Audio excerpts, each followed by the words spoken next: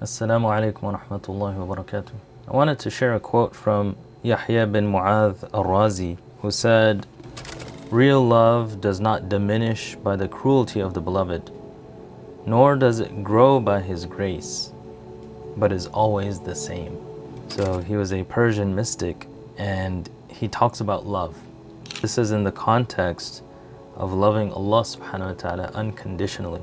Again, he says, real love doesn't diminish by the cruelty of the beloved, nor does it grow by his grace, but it's always the same. What he's talking about here is that if you love Allah subhanahu wa ta'ala unconditionally, which the word assumes that there is no ulterior motive to your love for Allah subhanahu wa ta'ala. You love him because he is who he is.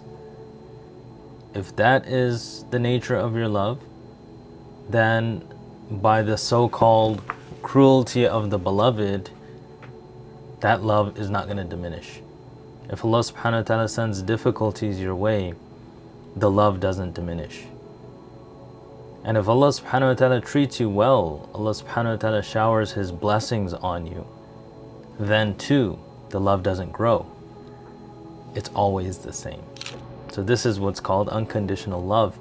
And this is what the mystics and the zuhad, the ascetics, those who renunciated the world for the love of Allah subhanahu wa ta'ala, this was their definition of love. This is what we have to aspire to attain. Loving Allah subhanahu wa ta'ala because He is Allah. Loving Allah subhanahu wa ta'ala because of His traits, not because of what He does to us. So it is basically our perspective. How do you view the love of Allah subhanahu wa ta'ala? Do you view the love of Allah subhanahu wa ta'ala because of who Allah subhanahu wa ta'ala is? Or do you view the love of Allah subhanahu wa ta'ala because of what Allah subhanahu wa ta'ala does for you? And the greater thing that we should all aspire towards is loving Allah subhanahu wa ta'ala because He is worthy of that love. And that is the meaning of La ilaha illallah. There is no one worthy of worship other than Allah. I worship Allah subhanahu wa ta'ala due to who He is. Allah in His essence and who He is never going to change. So our love for Him, if it is true love, then it is knowing who He is.